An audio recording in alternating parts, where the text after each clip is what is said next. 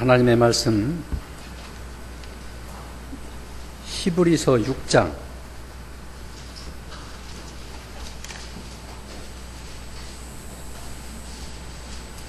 히브리서 6장 9절에서 12절입니다. 9절 사랑하는 자들아 우리가 이렇게 말하지만 너희의 경우는 이보다 더 좋은 것과 구원과 함께 올 것들이 있음을 확신한다. 하나님께서는 불의하지 아니하시므로 너희의 행위와 너희가 전에 성도를 섬겼고 지금도 섬기면서 그분의 이름을 위하여 보여준 사랑을 잊지 않으신다. 우리는 너희 각자가 소망의 풍성함을 이루도록 끝까지 동일한 열심을 나타내기를 간절히 바란다.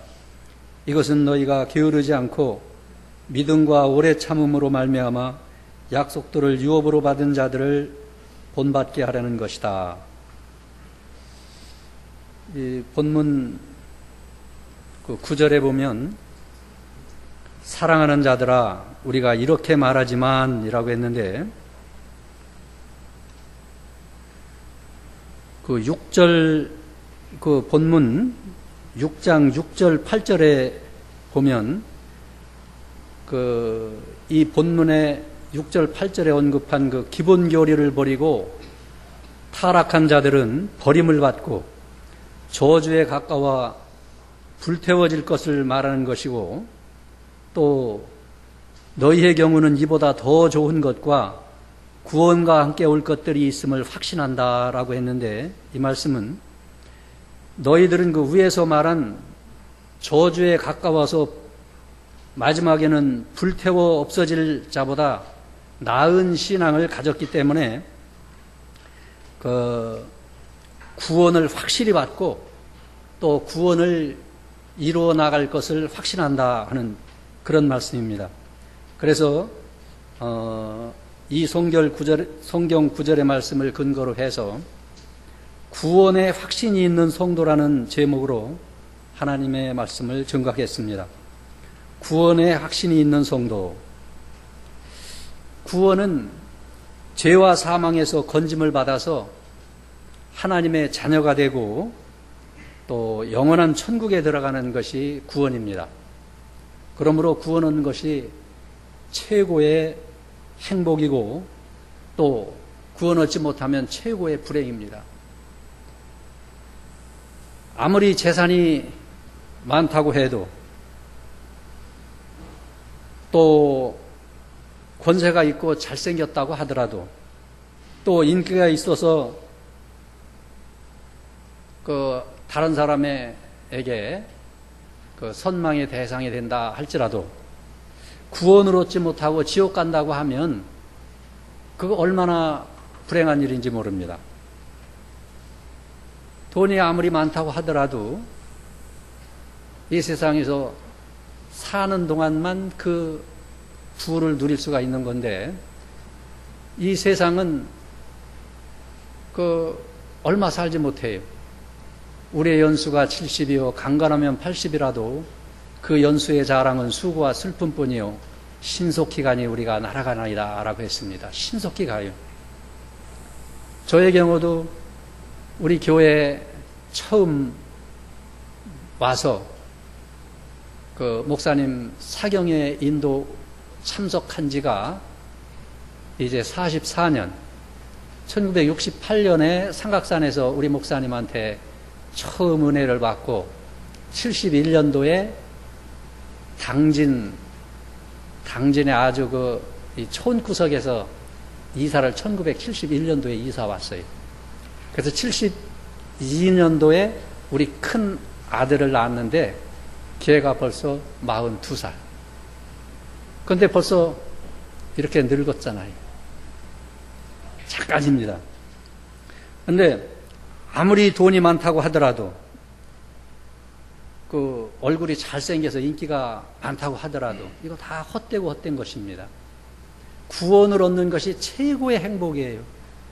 이 세상에서 믿음으로 살다가 이 세상 떠나는 날 천국 가서 영원히 그 천국의 영광을 누리는 것이 최고의 행복입니다. 그런데 이 구원 받고 안 받는 것은 사람이 받고 싶어서 받는 거 아니고 받기 싫어서 안 받는 게 아니에요. 이걸 하나님이 특별한 그 은혜의 섭리로, 하나님의 은혜의 역사로, 단독적인 역사로 믿음을 선물로 주는 자만 예수를 믿음으로 구원받을 수가 있습니다. 근데 여러분은 우리 교회에 나와서 예수를 믿게 된 것이 여러분 스스로 했다고 생각하면 안 돼요. 하나님이 성령의 감동을 통해서 복음의 말씀을 듣게 하고 그 복음의 말씀이 믿어지고 인정하게 하셔서 예수 그리스도가 우리의 구주로 믿어지게 하셔서 예수를 구주로 믿고 구원을 얻은 것입니다. 이것은 하나님의 선물로 된 것입니다. 그러면 하나님의 선물을 누구에게 주겠습니까? 그러면 아무나 하나님이 예정 없이 창조하시고 창조된 사람들에게 아무나 그때 믿음을 선물로 주는 것이 아닙니다. 하나님이 창세전에 우리를 사랑의 대상자로 아무개 낳기도 전에 하나님이 이 사람을 이 다음에 창조하셔서 나의 사랑하는 아들로 내가 이렇게 삼아서 구원 주고 천국에 들어가는 그 성도로 만들어야 되겠다 하는 작정 계획하에 우리를 택하신 거예요. 그 택한 사람에게 하나님이 믿음을 선물로 주는 겁니다. 사도행전 13장 48절에 보면은 영생을 주시기로 작정된 자는 뭐 하더라? 믿더라? 다 믿더라. 영생을 주시기로 작정된 자는 다 믿더라. 한 사람도 빠짐없이 그 작정된 자는 다 믿어요. 한 사람이라도 빠지는 것이 아닙니다. 영생을 주시기로. 이렇게 하나님께서 창세 전에 우리를 영생을 주시기로 작정하셨고 이 작정된 자는 하나도 빠짐없이 다 은혜의 선물로 믿음을 주셔서 우리가 구원을 받았는데, 우리가 받은 이 구원은 궁극적으로 이렇게 반드시 구원을 받는 거고 받았고 구원을 받을 것이고 받았고 이것은 다시 빼앗기지 않아요. 이 믿음은 빼앗기지 않아요. 믿음이 없어지지 않아요. 한 번 구원받은 사람은 궁극적인 구원받은 사람입니다. 궁극적으로 반드시 받은 사람입니다.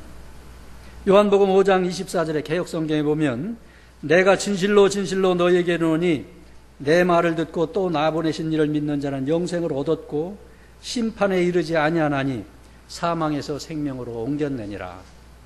앞으로 사망에서 생명으로 옮겨지고 앞으로 심판받지 아니할 사람이 되는 것이 아니고 현재 사망에서 생명으로 옮겨졌고 앞으로가 아니고 또 이 다음에 구원 얻을 자가 아니고 이미 구원을 받은 자입니다. 이 구원 이미 얻은 구원이고 다시 반복되지 않아요. 그래서 우리 예수를 구주로 믿어서 구원받은 여러분들은 내가 구원 받을까 못 받을까 걱정할 거 아니에요. 의심할 필요도 없어요. 여러분 다 구원 받을 수 있죠? 한 사람도 없는 것 같은데. 자, 구원 다 받을 수 있죠? 그럼 죄 지면 어떻습니까? 죄 지면 어떻게 되죠? 죄 지면 지옥 가요? 우리 교회에서는 이 질문 하는 게 어리석어. 죄 지면은 징계 받죠. 매맞죠. 예수를 믿어서 구원받은 사람은 예수님이 대신 그 죄값을 다 받으셨고 예수님이 행하신 의를 전가시켜서 입혀주셔서 의로운 자가 됐는데, 죄지면은 그 죄값으로 매를 맞는 건 아니에요. 사실은 그 매 맞은 죄값으로 우리가 천국 가는 것도 아니고, 그 매 맞은 죄값으로 하나님의 아들이 되는 게 아니에요. 예수님이 대신 의를 행하셨기 때문에 예수님이 죄값을 완전히, 과거, 현재, 미래의 죄까지, 앞으로 내가 지을 죄까지도 전부 다 예수님이 대신 행해 주셨기 때문에, 그 죄값으로 예수님이 대신 형벌을 받으셨기 때문에 내가 지금 짓는 죄, 또 앞으로 지을 죄로 그 천국에 못 갈 것 같아서 못 가기 때문에 받는 고난이 아니에요. 우리가 죄를 짐으로 고난을 받는 것은 마치 뭐와 같으냐면은 그 아들이 노름을 했다든지 뭐 잘못해가지고 빚을 많이 져서 감옥에 가야 될 그런 상황인데 돈이 하나도 없어요. 그 아들로서는 그 빚을 다 갚을 수가 없어. 그러면 감옥에 가야죠. 그런데 아버지가 빚을 갚아주었어요. 그런데 아버지가 빚을 갚아주고 그 아들을 이제 어떻게 하겠죠? 예? 아버지가 내가 너 대신 빚을 갚아주었으니까 그 빚을 아버지한테 갚으라고 하지 않으시지? 앞으로 그렇게 빚지지 말고 감옥 갈 죄를 짓지 말라고 아버지가 때릴 수가 있어요. 다시는 그렇게 하지 말라고. 그러나 아들 보고 내가 물어준 빚을 네가 나한테 갚으라고 하지는 않아요. 그래서 때리지는 않는 거예요. 사랑으로 이제는 다시는 그러한 죄를 짓지 않게 하기 위해서, 감옥에 갈 죄를 짓지 않기 위해서 사랑으로 징계하는 겁니다. 그러니까 여러분들이 죄를 지면은 당장 징계가 와요. 기도도 안 되고 마음이 불편하고 불안하고 처져하고 뭔가 답답하고, 그리고 그것을 회개하지 않으면 하나님이 또 때리시기도 하죠. 이게 다 징계인데, 이것은 우리 주님께서 물어준 그 행한 그 값을 갚으라고 하는 것이 아니고 다시는 그러한 죄를 짓지 않게 하려고, 더 좋은 하나님의 사람으로 되라고 사랑으로 징계하는 겁니다. 그러니까 우리가 받는 죄는 그 지옥 갈 그 죄값을 치르는 게 아니에요.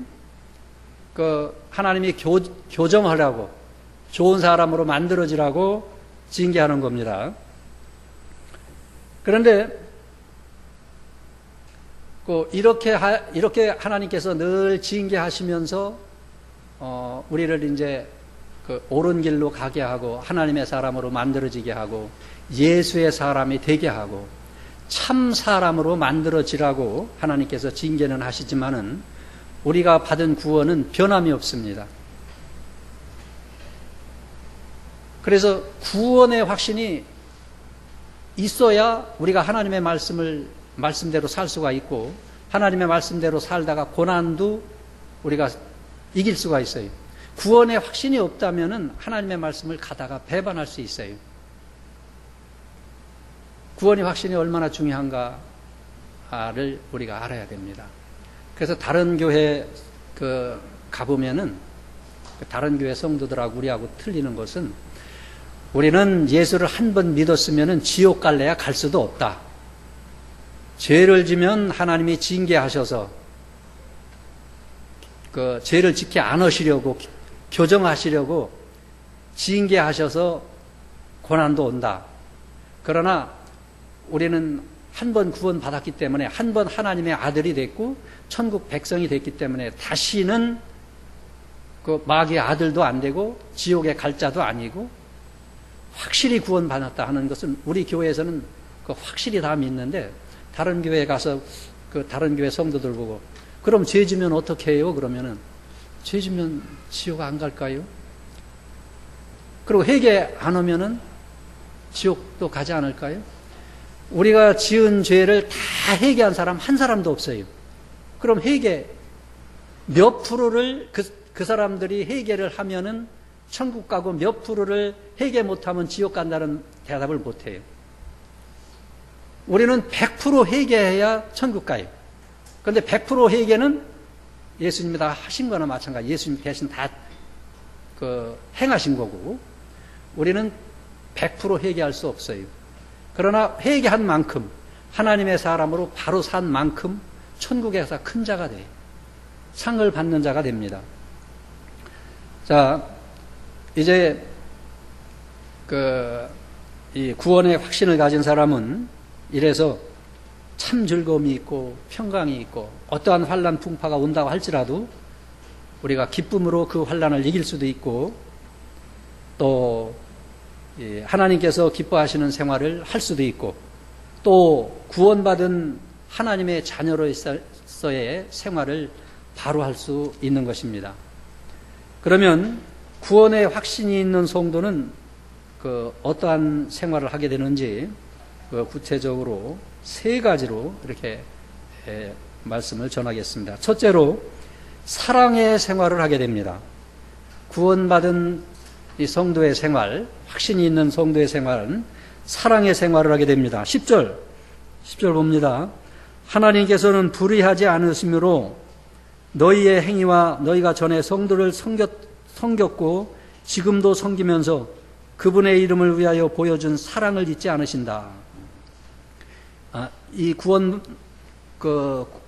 구원의 확신이 있는 성도는 요 히브리 성도들과 같아요. 전에도 성도를 섬겼고 또 지금도 섬기는 이러한 사랑의 섬김의 생활을 하는데 이것을 하나님께서 잊지 않으신다 하는 말씀입니다. 그래서 구원의 확신이 있는 성도는 사랑의 생활을 하게 되는데 하나님이 우리를 사랑하셔서 독생자를 주셔서 우리를 구원해 주셨는데 하나님께서 우리를 사랑하신 우리에 대한 사랑을 확정해 주신 것이 그리스도를 보내서 우리를 위해서 대신 죽으시게 하신 거예요. 그렇기 때문에 우리들은 사랑의 사람을 해야 됩니다. 누가복음 10장 25절 이하에 보면 어떤 율법사가 예수님을 시험해서 선생님 내가 무엇을 하여야 영생을 얻겠습니까? 하고 물어봤어요. 그러니까 예수님께서 율법에 무엇이라고 기록되어 있으면 너는 어떻게 읽었느냐 하니까 그 율법사가 내 마음을 다하고 목숨을 다하며 힘을 다하며 뜻을 다하며 하나님을 사랑하고 내 이웃을 내 몸과 같이 사랑하라고 하였다고 했습니다. 그러니까 예수님께서 뭐라고 그랬죠? 예수님께 내 대답이 옳다. 이를 행하라. 그러면 산다. 하나님을 사랑하고 사람을 사랑하면 영생을 얻는다는 것입니다. 하나님을 사랑하고 사람을 사랑하면 영생을 얻어요. 영원히 사는 생명을 얻습니다. 그런데 하나님을 사랑하고 사람을 사랑할 수 있는 사람은 우리 제목의 말씀처럼 구원의 확신이 있는 성도만 하나님을 사랑하고 성도를 사랑할 수 있어요.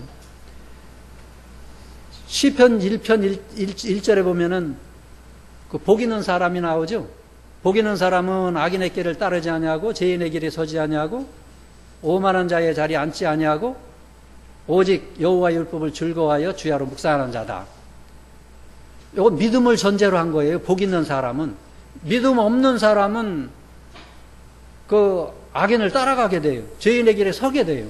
오만한 자리에 앉게 돼요. 아예 의 자체도 몰라요. 옳은 것 자체를 모른다고. 그러니까 시편 1편 1절에는 1장은 그러니까 시편에 그건 믿음을 전제로 한 거예요. 복 있는 사람. 우리 예수 믿는 사람은 그 하나님을 사랑하게 됐고 또 사람을 사랑하게 돼 있어요. 그러면 그 사랑의 생활 첫째는 무엇인가 하면 하나님을 사랑함으로 계명을 지킵니다. 예수 믿는 성도들은 본능적으로 하나님을 사랑하는데 하나님을 사랑하는 것은 계명을 지키는 거예요. 하나님을 사랑한다고 하고 계명을 어기는 것은 그건 하나님을 사랑하는 게 아니에요. 요한복음 5장 3절에 보면 하나님을 사랑하는 것은 이것이니 우리가 그의 계명을 지키는 것이라. 그의 계명은 무거운 것이 아니로다 그랬어요. 하나님을 사랑하는 것은 계명을 지키는 건데 그 계명 지킬 때에 무거운 것이 아니라고 하였습니다. 기쁨으로 지킨다는 겁니다.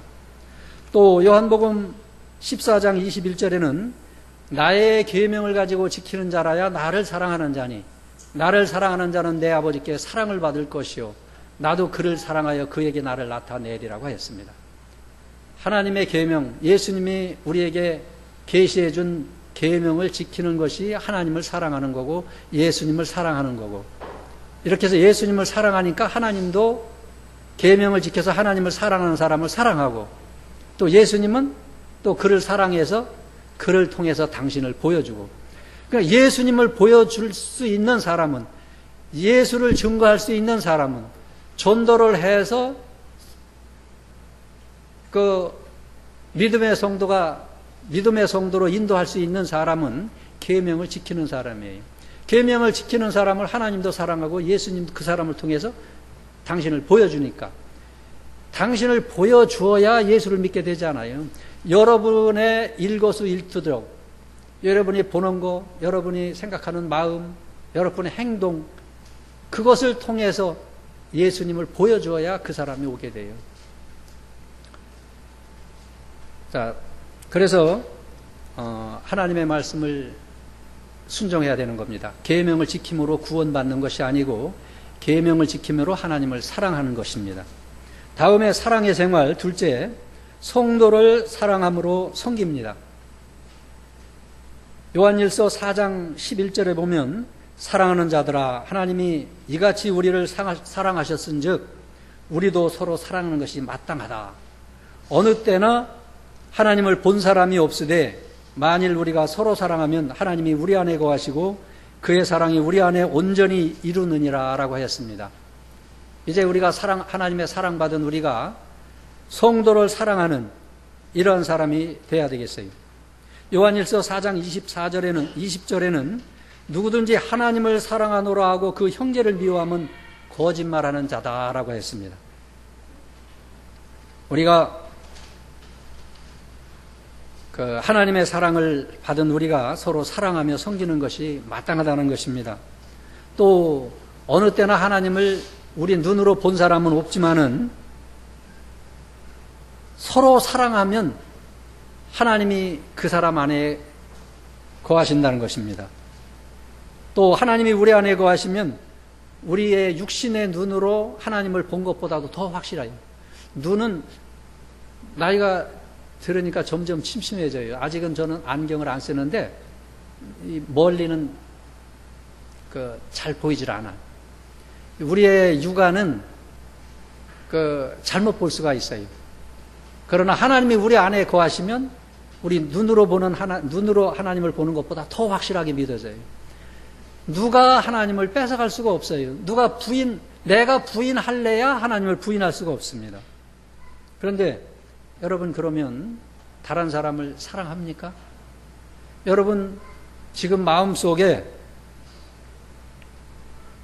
누구 보기 싫은 사람이 있으면 회개해야 돼요. 미워하는 마음이 있으면 회개해야 돼요. 하나님이 내 안에 거하시게 하려면 사랑해야 돼요, 서로. 우리 교회 안에 또 밖에 내가 미워하는 사람, 내가 싫은 사람이 없어야 돼요. 모두가 다 사랑스러워 보여야 합니다. 우리 예수님은 당신을 잡아준 가룟 유다에게 뭐라 그랬죠? 친구요, 내가 할 일을 해라. 친구요, 내가 할 일을 해라. 이렇게 가룟 유다도 사랑을 했고, 또 스데반은 자기에게 이를 갈며 죽이려고 하는 이러한 사람들을 위해서 주여 이 죄를 저희들에게 돌리지 마옵소서라고 기도했습니다. 그리고 그는 죽음 앞에서 그 얼굴이 천사의 얼굴과 같았다고 그랬어요. 죽음 앞에서도 그 얼굴이 천사의 얼굴과 같은, 정말 제일 보기 좋은 얼굴이었을 것 같아요. 죽음 앞에서 정말 천사의 얼굴과 같이 변할 수 있는 이러한 사람. 형제를 사랑하기 때문에 그렇습니다. 사람을 사랑하기 때문에 그렇습니다. 하나님을 사랑하기 때문에 그렇습니다.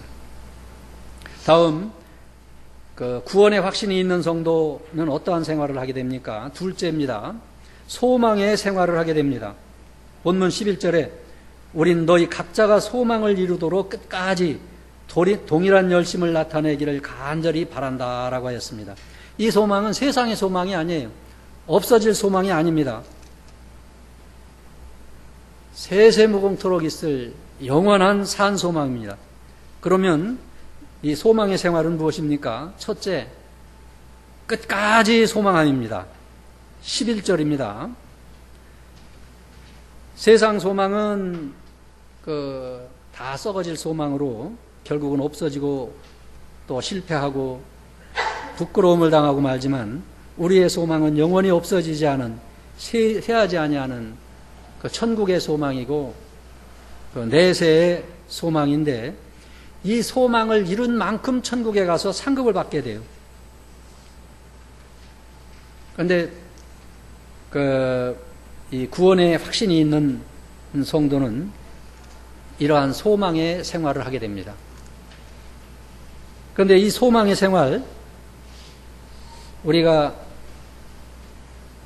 끝까지 소망하고 예수님을 닮아 나가는 소망, 또 우리가 하나님이 기뻐하시는 그 뜻대로 살고자 하는 이 소망, 끝까지 참고 우리가 소망해야 되는데, 이 소망에 도달하려면 우리 목사님 설교집에 보면, 강해서에 보면 소망을 먼저 품어야 되고, 다음에는 게으르지 말아야 되고, 부지런히 믿음을 지켜야 하고, 또 말씀을 지키기 위해서 당하는 환난, 고난 이런 걸 끝까지 오래 참고 믿음을 지켜야 되고, 이렇게 하면 소망에 도달하게 되고 더 소망이 풍성하게 된다. 이렇게 강해서에 기록했고 목사님께서 우리에게 가르쳐 주셨습니다. 우리는 끝까지 소망을 품고 소망하는 이런 생활을 해야 되고, 다음 소망의 생활은 동일한 열심을 나타냅니다. 11절 하반절인데 동일한 열심을 나타내기를 간절히 바란다라고 했습니다. 인간들은, 이 사람들은 서로 열심히, 각각의 열심히 일을 하고 또 목표를 세우고 하지만은 목표가 달라요. 또 방법도 다릅니다. 또 생각도 달라요. 그러나 성도들의 열심은 예수님의 마음으로 하고 성경대로 하고 또 성령의 인도를 따라서 하기 때문에 동일한 열심으로 일을 할 수 있어요. 하나님의 일을 하는데 동일하게 하잖아요. 우리 교회에서 봉사하는데 동일한 열심을 하지 않아요? 또 자기를 위해서가 아니에요. 하나님을 위해서 하나님이 시키시는 대로 하나님이 주신 능력으로 성령의 감동으로 하기 때문에 동일한 열심을 하게 됩니다. 그리고 또 다음 시간이 자꾸 흘러가서 내가 준비한 만큼 다 하질 못해요. 다음 구원의 확신이 있는 성도, 셋째인데 믿음의 생활을 하게 됩니다. 본문 12절에 보면 이것은 너희가 게으르지 않고 믿음과 오래 참음으로 말미암아 약속들을 유업으로 받는 자들을 본받게 하려는 것이다 라고 했습니다. 성경에 나오는 믿음과 오래 참음으로 말미암아 약속들을 유업으로 받은 신앙의 선진들, 신앙의 조상들의 믿음을 본받아 살라는 것입니다. 그러면 신앙의 선진들의 믿음은 어떠한 신앙이었습니까? 첫째, 게으르지 않고 오래 참음입니다. 농부가 봄에 지금은 장화가 있고 그렇지만은 예전에는 장화 없을 때 일찍 벽실을 뿌렸어요. 그때는 그 물에 들어가면 굉장히 차가워요. 발을 넣고서 얼마 있으면 발이 빨갛게 되고 조금 더 있으면 발이 마비될 정도로. 그러나 이 성도들 그거 어렵지 않다고 생각하고 씨를 뿌려요. 그것은 이 다음에 가을에 가서 또 거둘 곡식이 있기 때문에 그것을 바라고, 현재 씨 뿌릴 때는 힘들고 춥고 발이 시려워서 그 마비가 될 정도가 되지만은 씨를 뿌리고, 또 여름에 땀 흘리면서 김 매고, 김 매는 거 알아요? 또 농약 뿌리고, 또 농약 뿌려서 벌레라든지 이런 거 잡고 열심히 해요. 이 더위에도. 그것은 앞으로 무엇을 기다리기 때문에? 수확을 기다리기 때문에. 우리도 마찬가지입니다.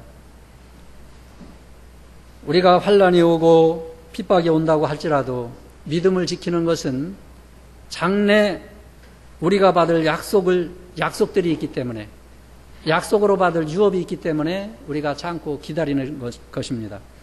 노아는 그 창세기 5장에 보면은 500세에 그 함과 셈과 야벳, 삼형제를 낳았죠. 셈, 함, 야벳. 그리고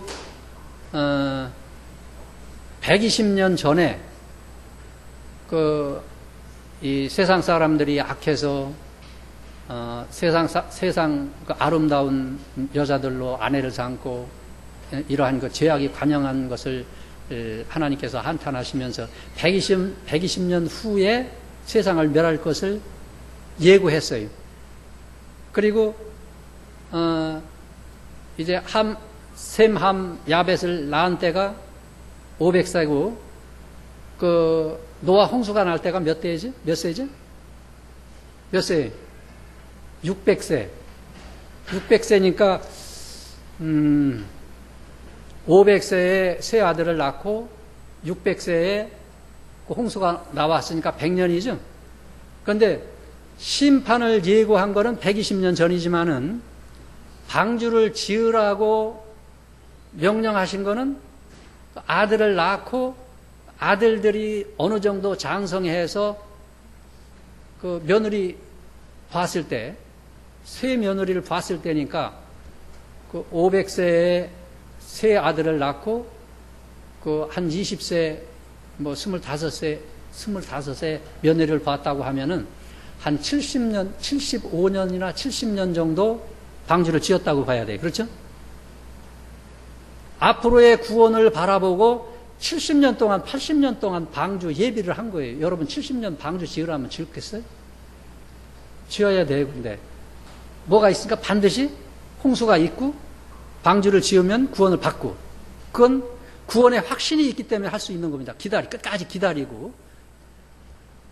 우리 사는 것도 70년, 80년 동안 방주 짓는 생활을 하는 거예요. 70년, 80년 방주 짓는 생활을 하는데 구원의 확신이 없다면, 천국이 희미하다면, 내가 구원받을지 이거 모른다고 하면 70년, 80년 동안 그거를 왜 하고 있어요? 하지 못할 거예요.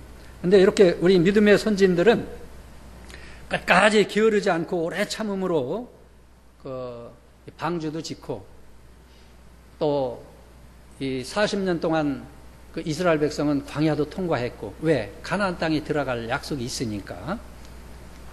그래서 신앙생활을 했는데, 우리도 이 신앙의 선진들의 믿음, 이 생활을 본받아야 됩니다.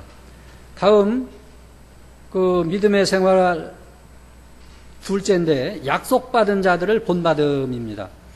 본문 12절 하반절에 보면 약속들을 유업으로 받은 자들을 본받게 하려는 것이다 라고 했는데, 그 신앙의 그 선진들, 그 성경에 나오는 이런 노아, 다윗, 모세 이런 사람들을 본받을 뿐더러 우리나라로 말하면 그 우리나라 기독교 역사에 나오는 그러한 그 우리의 신앙의 선배들을 본받으라는 겁니다.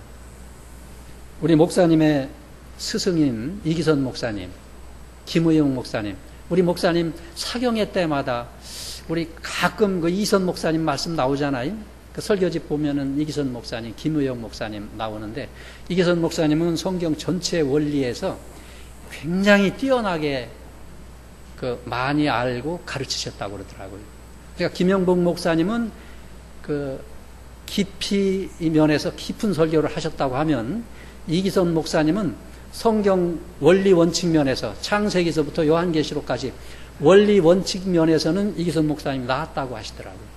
그러면서 이기선 목사님이 가르친 첫째도 뭐라 그랬죠?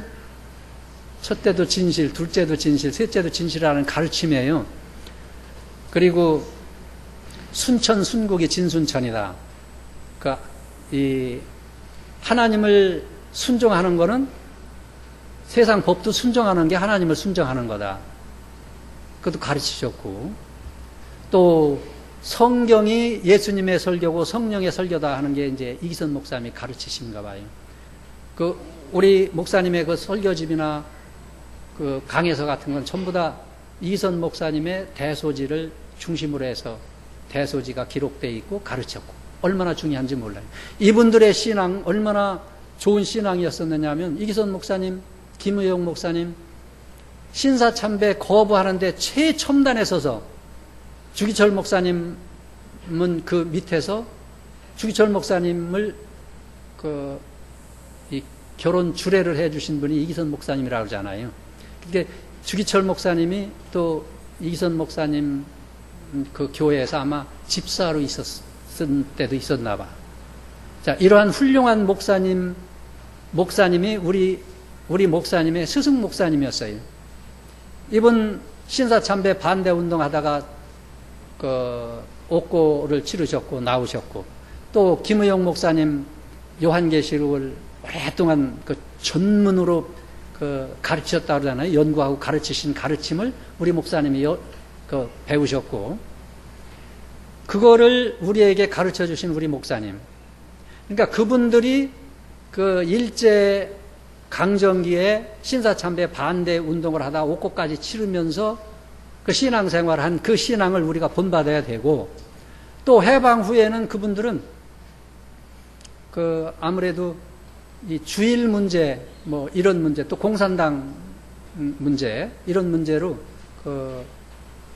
옥고를 치르셨는지 많은 핍박 환난 받으시고 순교했다고 합니다. 자, 이분들의 신앙을 우리가 본봐야 되고, 또 히브리서 13장 7절에 보면, 하나님의 말씀을 너희에게 이루고 너희를 인도하던 자들을 생각하며 저희 행실의 종말을 주의하여 보고 저희 믿음을 본받으라 라고 했습니다. 우리 목사님께서 우리를 이제 저 같은 경우 이제 한 44년을 인도해 주셨고, 여러분들 우리 목사님의 인도를 받아서 지금까지 나왔고, 그런데 목사님의 행실의 종말 여러분 보입니까? 우리 교회에서, 우리 교단에서 우리 교회가 처음 우리 교회 세워서 지금까지 해 나오면서 처음부터 지금까지 끝까지 그대로 해 나오는 교회는 우리 교회밖에 없어요. 그런데도 우리 교회가 제일 크죠. 그럼 목사님의 행실의 종말이 보입니까? 확실하잖아요. 하나님이 하시는 거 확실하잖아요.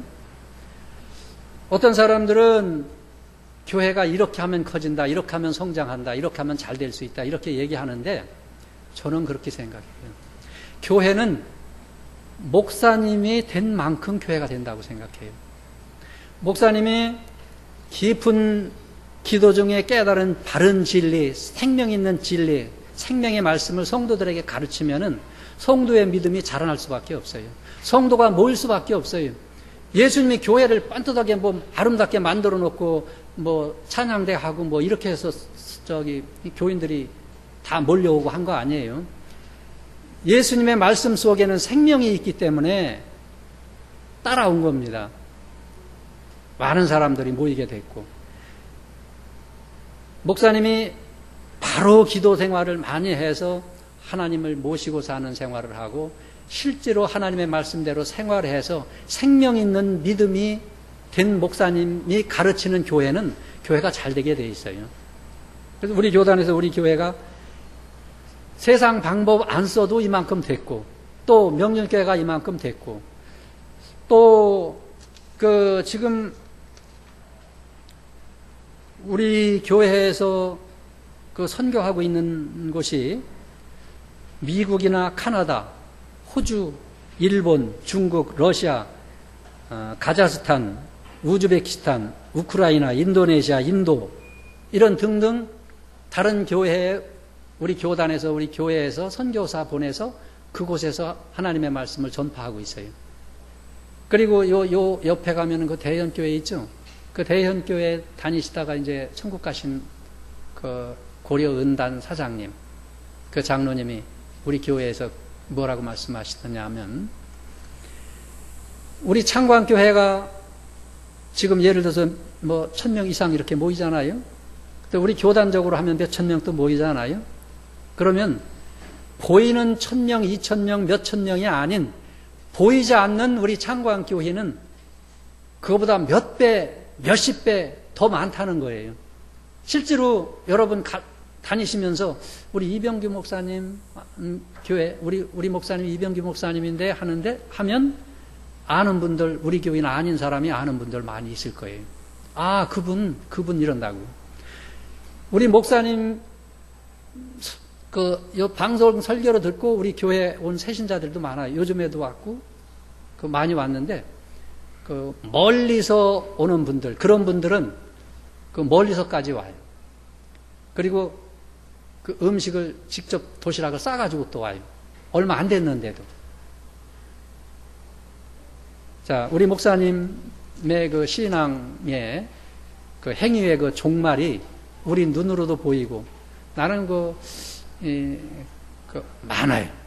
우리 목사님이 하신, 목사님이 걸어오신, 목사님이 바르게 살으신, 바로 하나님의 말씀을 가르치신 그 교훈을 다 받았고, 그분이 하시는 일, 해놓으신 일이, 하나님이 하시는 일이다 하는 하나님의 역사가 보여요. 자, 우리는 이러한 목사님을 스승으로 두었습니다. 이 스승, 또 우리 목사님의 스승들, 고려신학교에서 목사님을 가르친 가르침의 스승들, 이러한 스승들을 본받아서 우리도 이런 생활을 해야 되겠습니다. 베드로 후서 1장 한번 봅시다.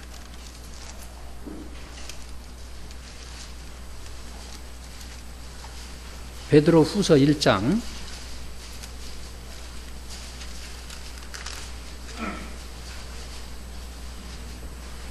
12절에 보면, 그러므로 너희가 이런 것들을 알고 또 이미 받은 진리 안에 서 있으나 나는 너희들로 이것들을 항상 기억하게 하려 한다. 이게 사도 바울이 하는 말인데, 성도들에게 하는 말인데, 내가 가르친 그 진리, 너희가 받은 그 진리 안에 서 있고, 또 이런 것들을 기억하고 또 이미 받은 진리 안에 서 있으나 앞으로도 너희들로 이것들을 항상 기억하게 하려 한다. 지금까지는 사도 바울이 가르친 진리대로 너희들이 생활하고 그 진리에 서 있는데, 앞으로도 서게 하기 위해서 가르친다 하는 얘기예요. 기억나게 하려고 한다. 그리고 13절에 보면, 내가 이 장막에 사는 동안 너희를 일깨워 생각나게 하는 것이 옳다고 생각한다. 그리고 장막에 지금 내가 사는 동안에 너희들을 일깨워서 앞으로도 생각나게 하고, 그리고 14절에 이는 우리 주 예수 그리스도께서 내게 보여주신 것 같이 내가 이 장막을 떠날 때가 임박한 것을 알기 때문이다. 내가 떠난 후에도 너희가 항상 이것들을 생각나게 하려고 힘쓰고 있다. 사도 바울이 자기가 떠난 후에도 자기가 가르쳐준 바른 진리를 생각해서 그 진리의 말씀대로 살게 하기를 원한다 하는 내용이에요. 지난 8월 사경에 참석하셨던 분 있죠? 목사님 마지막에 우리 교단적으로 그 부탁하시고 유언이라고 하시면서 하신 말씀 생각나나요? 앞으로 목사님이 90세신데 얼마나 몇십 년을 더 사시겠어요. 그러면서 내가 유언을 한다. 교단적으로 싸우지 말아라. 또 저한테 가끔 늘 말씀하시는 게 민수기 14장 9절 말씀을 하세요. 나는 의롭게 살다가 하나님의 뜻을 따라 하나님의 말씀대로 살다가 가겠다. 그러면 반드시 하나님이 함께 하시고 이기게 해주신다. 그리고 민수기 14장 9절 말씀을 가끔 인용해서 말씀해 주세요. 나는 이렇게 살다가 가겠다. 다른 사람이 누가 뭐라고 하든 누가 방해를 하고 누가 비방을 하든 나는 이렇게 하면서 살겠다. 우리 목사님께서 가르친 가르침 지금까지 우리가 그대로 받고서 신앙생활을 했고 앞으로도 신앙생활을 해야 되고 목사님 후에도 목사님이 가르친 이 가르침을 그대로 우리가 생각해서 우리가 살아야 되겠고 우리 후배들에게도 우리가 그 생활을 해서 그 사람들이 우리가 신앙생활한 그 신앙을 그 사람들도 본받아서 우리가 신앙생활한 거 그대로 생각나게 하고 우리가 그들에게 가르쳐 준 거 그대로 생각나게 하고 여러분이 이제 아들, 딸 낳으면은 여러분의 아들, 딸에게도 여러분이 그 신앙생활을 한 거 목사님께 가르침을 받아서 신앙생활을 한 거 그것을 가르치고 행해서 여러분의 자녀도 그 엄마, 아빠의 그 신앙생활 이런 거를 생각나서 그 아이들도 그 신앙생활을 하도록 이렇게 하는 것이 아주 중요할 것 같아요. 이 생활을 하면은 이제 천국에 가서 하나님께 칭찬을 받게 되는데 오늘 증거한 말씀 구원의 확신이 있는 성도는 첫째로 사랑의 생활을 하게 되고 둘째로 소망의 생활을 하고 셋째로 믿음의 생활을 하게 됩니다. 우리가 받은 구원 확실하니까 구원의 확신을 가지고 사랑의 생활, 믿음의 생활, 또 소망의 생활 해서 천국 가서 칭찬받고 영원히 상급받는 궁창의 빛과 같이 하늘의 별과 같이 빛나는 상급받는 여러분들이 되기 바랍니다. 잠깐 기도하시겠습니다.